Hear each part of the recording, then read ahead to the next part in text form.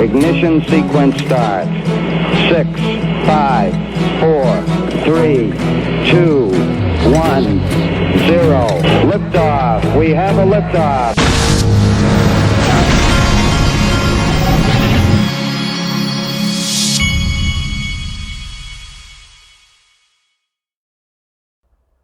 Hey everybody, this is the Digital Asset Investor, and in my first video today I showed you that Charles Gasparino was on, is it Liz Claiborne's show? I think that's her name, Liz Claiborne. Well, he was also on Neil Cavuto's show, which I'm going to show you now.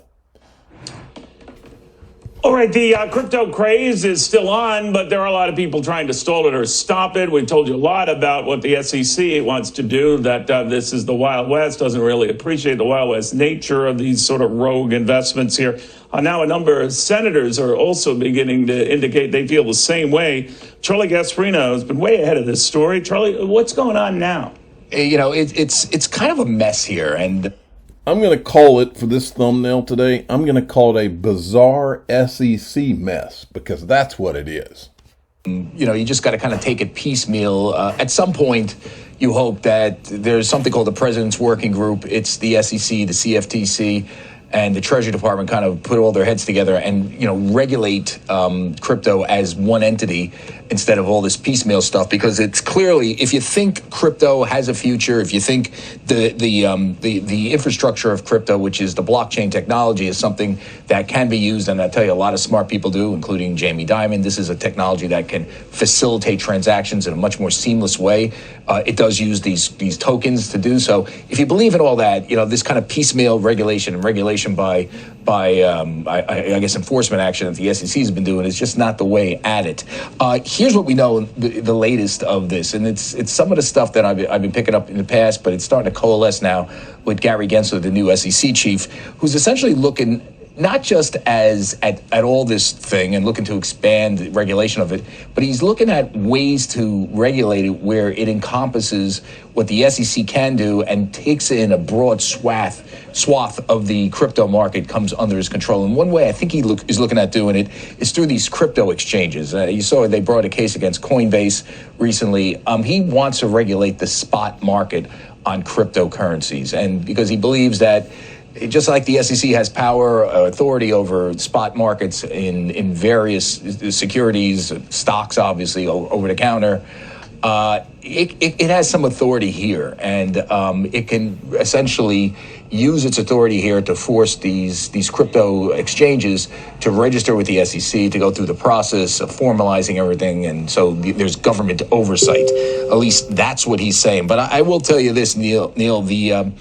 you know, the senators are reflecting what they're hearing from their constituents, including a lot of them in the crypto industry that are going to Senator Toomey, as he was turning the screws a little bit on Gary Gensler yesterday, and saying, listen, we don't know how to comply with the law. The law is all over the place. These cryptocurrencies have aspects of stuff in them that looks like a security maybe, but it's also very much a currency. It's hybrid, and there are no sort of firm rules of the road, and we need guidance. And if you believe in this industry, which a lot of people do, the SEC has to step up and essentially get together with other regulators and figure out some sort of framework.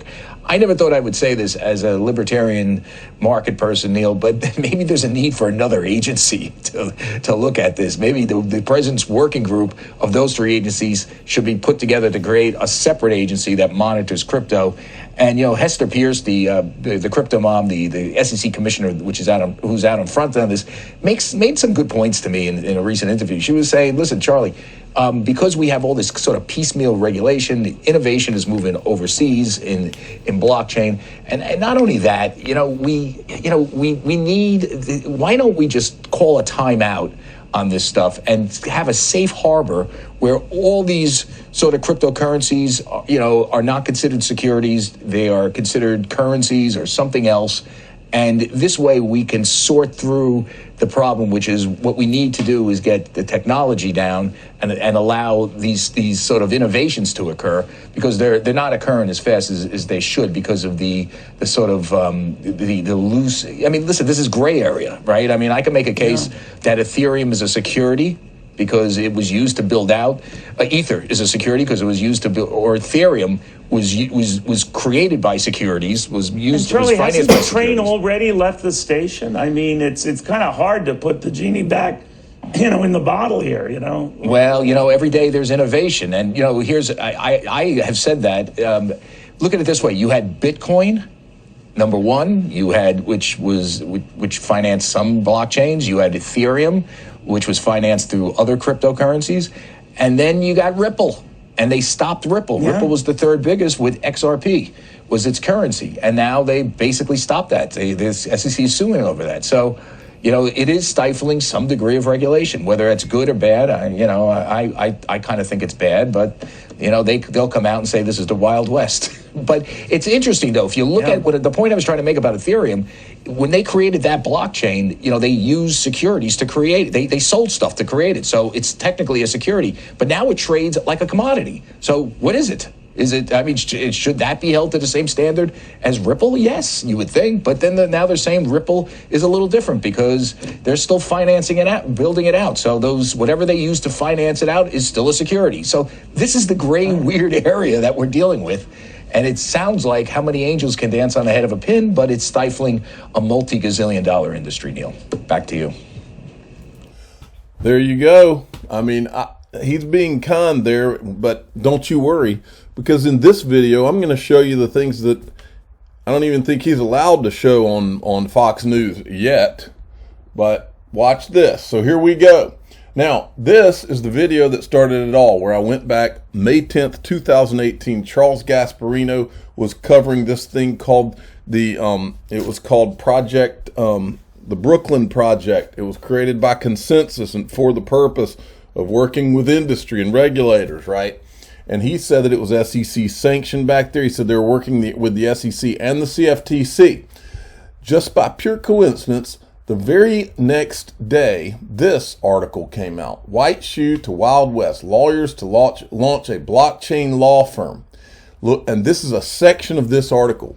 One such dramatic shift occurred this spring when the public conversation suddenly turned to the question of whether two of the top three cryptocurrencies by market capitalization, Ether and XRP, are securities under U.S. law. The speculation was fueled in part by remarks made by former Commodity Futures Trading Commission Chairman Gary Gensler, now an academic, but also by reports that Silicon Valley venture capitalists were lobbying regulators behind closed doors to give Ether a safe harbor. So Gary Gensler, and I remember this like it was yesterday, and this is the article just so you can see it. So this was the article on Gary Gensler, and I remember it like it was yesterday because I was running my channel at the time. And I remember this coming out of nowhere. I remember the whole whether a digital asset was a security was not even an issue. This guy, of all people, he's the one that came out of nowhere, came out of retirement to walk to a microphone and say that he thought Ether and XRP were securities out of nowhere. And I don't think he just woke up out of bed one morning and say, hey, I think I'll walk to a microphone and lob this grenade out there. I always thought it was weird. Okay? So then there's this from XRP Darren at Fame21More. Definite follow. He's also got a YouTube channel, Darren Moore. Okay?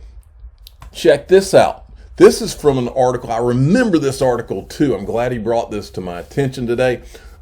Chris Larson was talking in this article, and he says, Larson was keen to point out that any regulator, past or present, has served his country, but also wanted to call out the former chairman of Commodity Futures Trading Commission, Gary Gensler, who Larson believes has a Bitcoin agenda and is trying to kill off crypto challengers. He has been a Bitcoin advocator for months and months, and pretty much I think he's been carrying a Bitcoin agenda. We see him sometimes at conferences, and we've spent lots of times walking through and telling him, here's where you're incorrect, and trying to give him a really good grasp of how the industry works. Then he agrees, says he gets it, then goes off and repeats the same misinformation. So clearly that looks like he has a Bitcoin agenda. I understand he's a Bitcoin holder. He should disclose that if that's the case. Yes, he should. Well, this goes a lot deeper than that, folks. Charles Gasparino is trying his best to get his arms around this, and our job's to help him, because he's just getting started with where this goes, folks. Keep watching, because this is a bizarre SEC mess. And there's a lot of players in this game, folks. This is from Digital Perspectives, Brad Combs. Hey, Charles Gasparino, John Deaton, SEC docs from in-camera reviews by the judge in the SEC versus Ripple case wonder why it never dawned on the SEC that they were asking the opinion of a direct competitor of Ripple whether other assets were in fact securities. It's got here where they're meeting with Joseph Lubin to discuss Ethereum and certain digital assets. These notes were protected attorney product as they reflect Ms. Chepenik's investigative work gathering information in connection with enforcement's open investigation of we don't even see. Ms. Chepenik's handwritten notes from December 2017 meeting with Joe Lubin of Consensus, one of the co-founders of Ethereum, in which she gathered information to inform deliberations on whether this, and B, March 2018 call with representatives of Consensus, in which she gathered information on a separate digital asset. She's gathering information on how to look at certain digital assets besides Ethereum from Joseph Lubin and Consensus which is his company. What in the world is going on in this bizarre SEC mess? But I'm just getting started, folks. Now, this is a Charles Gasparino tweet from today, because he's, of course, being attacked already. For the record, I wasn't trying to take sides other than point out that what is arguably an inconsistency, SEC enforcement. Is there any logic behind the SEC going after Ripple and not Ethereum? No, there's not any logic to it. That's the point. But they're going to come at you, and they're going to say whatever they have to say, which they're already doing. So I said this. It was never a matter of sides. All that was ever wanted or needed was a level playing field. For Bitcoin, Ethereum, XRP, XRP would have blown the freaking doors off of those things, and the people behind them all know it. That's why this is going on, folks. That's what Charles Gasparino will be led to at some point. I wouldn't even have to help him. If he follows it, he'll see it. Now, I'm just showing you facts. I'm showing you video, and I'm showing you factual articles, dates. You can see it for yourself. You can hear it with your own ears, see it with your own eyes. Now, then he tweets this. Now, and I want to point out, he's lobbed out two, just from getting started on this, he's lobbed out two phrases, and I think they were to catch the attention of people out there that would know on Wall Street and say, look, there's something here, and I know it. Now yesterday he threw out the term insider trading. Today he threw out Bernie Madoff, which both of those things get people's antenna up. As I continue to report, what's fascinating about SEC on Ripple, Coinbase, is the feds are giving these outlets, which have embraced regulatory dialogue, more scrutiny than they gave Bernie Madoff. Every industry needs regulation, but there's a degree of overkill. In other words, they're saying, oh yeah, come in and talk to us. And then they're going after them. More than they never went after Bernie Madoff until the thing literally blew up. So I said, Charlie Gasparino knows. All right. Then there's this. Listen to this video. This is Nancy Wotas, a partner at Cooley LLP. You know how we've asked 1,000 times on this channel, who helped Hinman write the speech? Well, guess what? We finally have an answer, and it's not from my mouth. It's from Nancy Wotas's mouth. So listen up. Here we go. We've been very much engaged with the SEC on a number of fronts. One of them being Andreessen Horowitz reached out to the chairman when he made a speech at Stanford saying, we're going after the lawyers, we're going after the accountants. And sat down with him, and what the chairman of the SEC said was, look, form a small working group and come up with some suggestions. Pretty much saying, look, we're tired of talking to people about the Howey test.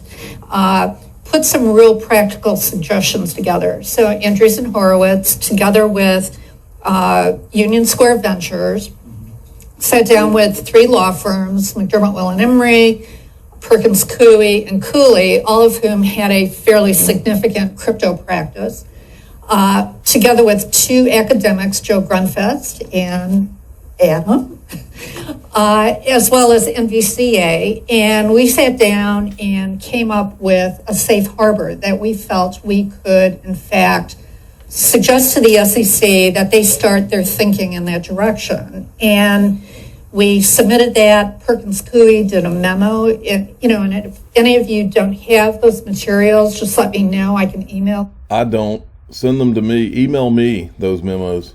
To you. They were supposed to be confidential when submitted to the SEC. Within days, they were public.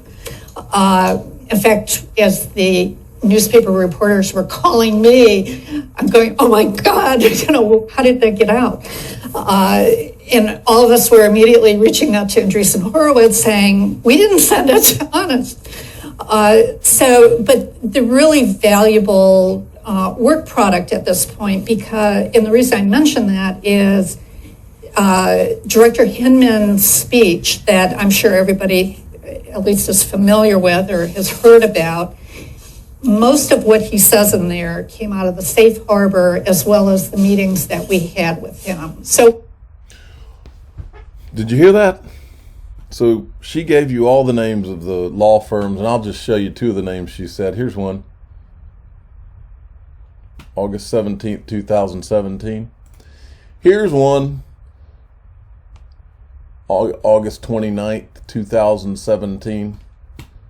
So you don't have to say anything here, folks. Now, what she also referenced in that is that I think she said Andreessen Horowitz approached Jay Clayton when he was at Stanford because he was talking about how all ICOs are securities, Well, I went and found that video for you, and there's something else that you'll find very, very interesting. One of the guys, Joseph Grunfest, was there at Stanford with him, and she said he was in the working group. And also, the lady who's about to ask Jay Clayton a question, you'll never guess this, and this is why this bizarre SEC mess just keeps getting more bizarre, because the lady that's about to ask him the question I'm going to show you, I've shown before on this channel, her name is Katie Hawn, and you'll never guess where she is. She's on the board at Coinbase, and she's also on the board at Andreessen Horowitz, or an advisor, one of those things. Guess what else she is? She's also the woman who was the assistant U.S. attorney who signed off on the 2015 Ripple settlement with FinCEN, a division of the U.S. Treasury, which called XRP a virtual currency. Here she is. Work with them in order to get a particular result. Hi, so I was a federal prosecutor for over a decade, and I was one of the first Bitcoin and cryptocurrency prosecutors, was the crypto coordinator for the Justice Department. And now I'm no longer with the government, so I can ask you, how do you and your staff keep up with all of these technologies? I'm here in Silicon Valley, and I feel like now I'm in a different space, but one of the challenges we had at the government and the Justice Department was, now there are 1,400 different crypto assets, and every day they're adding new ones. How do you guys keep up with this technology? I know Jay trades crypto. Anyway, I'm not going to make you listen to his response. We've heard enough of him for 10 lifetimes. But he more or less just gives his round and round talk. But this is where, according to Nancy Wotas, this is where Andreessen Horowitz approached Jay Clayton, and he said to put together a working group. This, I believe, is more or less that working group. You'll see some names here you'll recognize. Here, there's one. You'll also see this one that she mentioned. And then Charles Gasparino tweets this. Breaking, based on my reporting, I think the SEC case against Ripple brought by Clayton was less about his current work now than him deferring to SEC enforcement staff, etc., bringing the case to protect regulatory turf versus CFTC on cryptocurrency. Clayton is known to bow to staff concerns. doesn't mean it's a good case. And in fact, protecting turf is a symptom of a haphazard way cryptocurrencies, blockchains is being regulated, and why we need consistency immediately, or we will get our clocks cleaned on this technology by China. Well, there's two problems with that. So you're telling me that Jay Clayton is the type of leader who throws his people under the bus like this? Is he telling Charles Gasparino? Oh, sorry. No, that was, I deferred to them. It's on them. Well, here's the other problem. If he did that to protect regulatory turf, I thought the SEC, all Gary Gensler ever tells us about, and all Jay Clayton ever told us about, is that our number one job is to protect investors, not to protect the SEC's regulatory turf against the CFTC. What in the world is going on in this bizarre SEC mess? What in the world's going on? And I think they said it, Crypto Law, this is John Deaton's law firm, they said it pretty well here. He retweeted an article. This guy on Seeking Alpha, Jared Whitley, says, Gensler's crypto mess. It's time for Congress to teach the SEC what clarity means. And I'm not going to go into that article. It speaks for itself. Now, he mentions, I will show this. He mentions at the end here, it's time, this insane lawsuit, and he says, it's time for the adults in the room to stand up and fix this with legislation. We need American companies like Ripple and Coinbase to lead the fintech revolution on our behalf, not against our own government. And there was one adult in the room in this whole situation, and that is Joseph Grunfest, who told in a letter to Jay Clayton when he sued Ripple, he told him that it would cause multi-billion-dollar losses to innocent third parties. But Jay Clayton, according to Charles Gasparino, Jay Clayton was too busy trying to protect the regulatory turf of the SEC versus the CFTC instead of protecting us out here from multi-billion-dollar losses that Joseph Grunfest warned him about. What is going on with this bizarre SEC mess? I'm the digital asset investor, and I'm one of those investors that they were supposed to protect. I'm the digital asset investor. I'm not an investment advisor. I'm just pissed off. Please hit the subscribe button, and tell your friends and family that I'm pissed off, and all you investors out there should be pissed off too, because this is one big merry-go-round of crazy. This is a bizarre SEC mess, and Congress needs to clean it up. And the mainstream media, not just Charles Gasparino, they need to cover it so that these people will never do this again, because they're not protecting investors, and everybody knows it. There's something else going on here, and it's not protecting investors. Period.